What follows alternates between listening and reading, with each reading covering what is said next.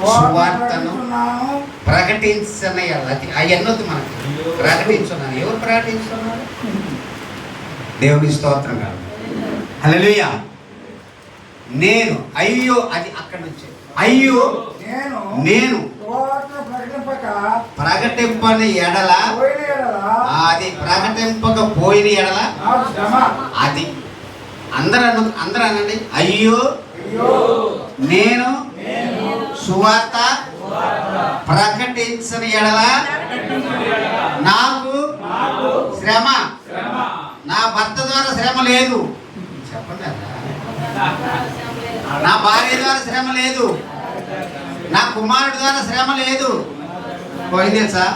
కుమారుడు ఉంటే ఖచ్చితంగా శ్రమ, కుమారుడు ఉంటే ఖచ్చితంగా శ్రమ. తెలుసా? అదేంటాయి కదా. మరి బిడ్డలు లేకుండా ఎలా ఉండాలి? ఎలా ఉండాలి? సరే, కుమార్తె ఉంటే ఎట్లా? కుమార్తె అంటే ఆమె డబ్బులు సంపాదించాలి, మూడగట్టద్దా? డబ్బులు సంపాదించాలి కానీ వచ్చిన కారణాలని. నా దేవుడు ఎంత గొప్ప దేవుడు తెలుసా? మా పాస్టమ్మ గారు ఎప్పుడు అంటే ఆమె 40 రోజులు 100 రోజులైనా ఇప్పటికి 20-30 సంవత్సరాలు మధ్యాహ్నం ఒక్క పూట తింటది. నేను 3 పూటలు పెరుగుతాను, కానీ నేను దేవుడికి ఇష్టం. నిజం. అలా ఉన్నది. ఏమంటే తెలుసా? నువ్వు దేవుడికి ఇష్టం, మేమే దేవుడికి ఇష్టంగా బతుకుతున్నాం అంటే వాస్తవమే. వాస్తవమే.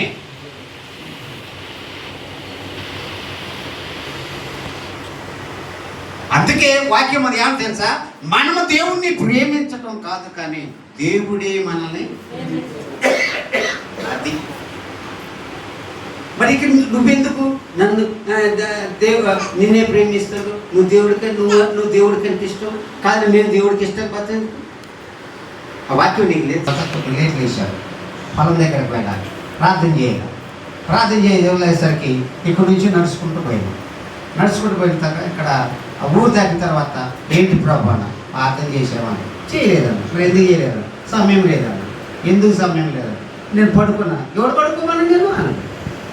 అదే ప్రభు నేను 14 సువార్త ప్రకటించాను. ఆ పడుకుంటే పోయితే చేయమని. సరే ప్రభు చేయను. దేవుని స్తోత్రం. నడుచుకుంటూ పొలం గడిపోయిన దాకా గుంటూరు పోయినా. గుంటూరులో మా విశ్వాసం ఉన్నారు. విజయవాడ వచ్చిన, విజయవాడలో మా విశ్వాసులు ఉన్నారు. నందిగం వచ్చిన, నందిగంలో మా విశ్వాసులు ఉన్నారు. ఆడ నుంచి మదర్ వచ్చిన. ఇక మదర్ నుంచి ఎక్కడ పోయినా హైదరాబాద్ వెళ్ళిపోయా. హైదరాబాద్ వెళ్ళిపోయి మళ్ళీ వచ్చి కొత్తగూడెం పోయా. మళ్ళీ కొత్తగూడెం వచ్చి మళ్ళీ ఎక్కడ పోయినా మళ్ళీ తిరుపతి పోయా. దేవుని స్తోత్రం కలుగునగా.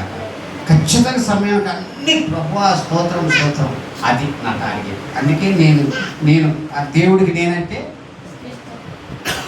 నేను నడుస్తూ కూడా దేవుడు మాట్లాడారు. మీరు ఎప్పుడైనా చేశారు? పని మీద పోతారా? నడుచుకుంటూ పోతే చేస్తారా? అందుకే మీకు మాకు తేడా. ఇప్పుడు నిజంగా అభిషేక్ ఉన్నంత టాలెంట్ నాకు అసలు లేదు. ఎందుకంటే 10వ తాగితే నేను కొంచెం అనిపించలేదు.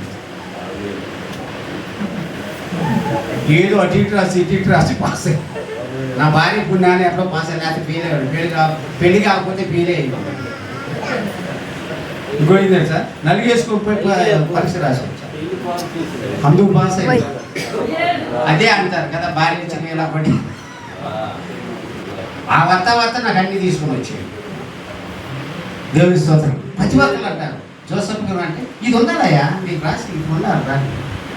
సరే ఇవన్నీ కాదు, కానీ నేనేమంటానంటే నేను సువార్త అయ్యో అది ఒకటేంటంటే ప్రాముఖ్యమైనటువంటి మొదటి మాట ఏంటంటే మనము సువార్త భారము కలిగి. ఎందుకు ఎంచుకున్నాడు దేవుడు? ఎందుకు నేను ఏర్పాటు చేసుకున్నాడు దేవుడు? దేనికి? మీరు ఆదివారం తప్ప మళ్ళీ మధ్యలో మీరు సువార్త ప్రకటించారు. మాకు తెలిసిన వ్యక్తులు మాడిపల్లిలో 70 సంవత్సరాలు తక్కేస్తాడు. చిన్న పిల్లగాడే ఉన్నట్టు ఉంటాడు. ఎప్పుడు చూసినా ఏంటంటే వరంగల్ పోతున్నాను, అప్పుడు నాకు పోటీ ఇచ్చింది అనుకో. అట్లా ఉండాలి. తెల్లగడ్డమైనా కూడా ఇన్సర్ట్ చేస్తాడు మా రాజారావు గారు.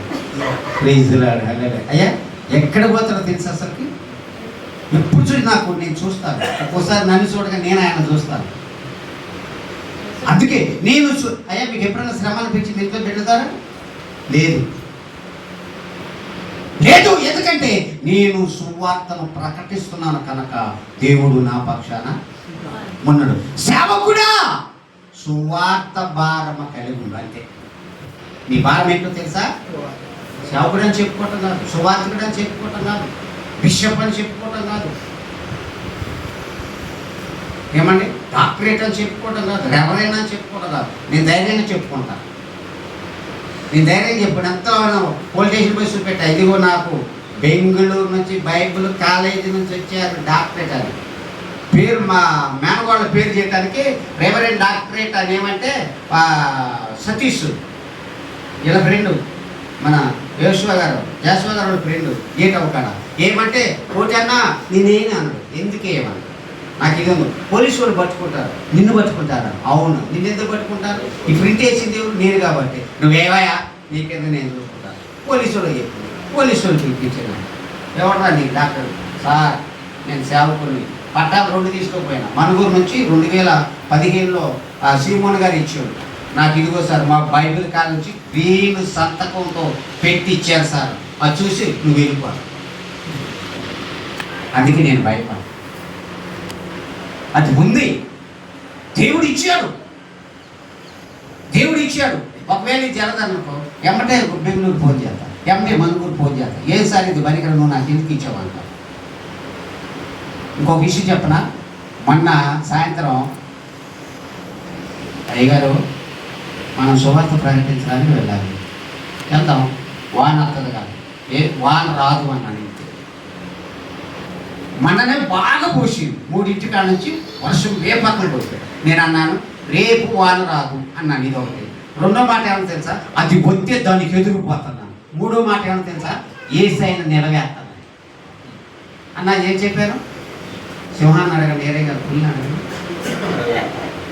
ఏమన్నా నన్ను రాత్రి వచ్చినప్పుడు నేను దానికి ఎదురు. లేకపోతే మూడో మాట ఏమన్నా తెలుసా?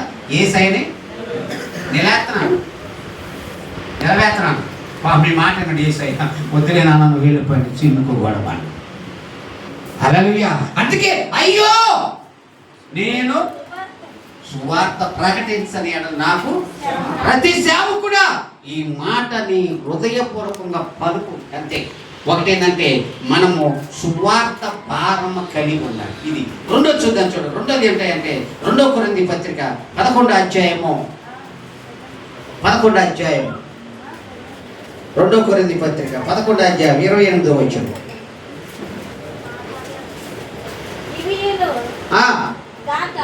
ఇదిను గాక అమ్మా సంఘములు అన్నిటిని కూర్చిన అది చింతయు కలదు ఈ భారము దినదినము నాకు. ఒక్కసారి చాలా జాగ్రత్తగా గమనించండి. ఆ మాట చాలా క్లారిటీగా చదవండి, క్లారిటీగా చదవండి. నేను చదువుతానండి, 28వ వచనం. ఇవియును గాక సంఘముల అన్నిటిని కూర్చిన ఏమనుంది? సంఘముల అన్నిటిని. జోసెఫ్ గారి సంఘమా? మరి జాషువా గారి సంఘం ఏంటి?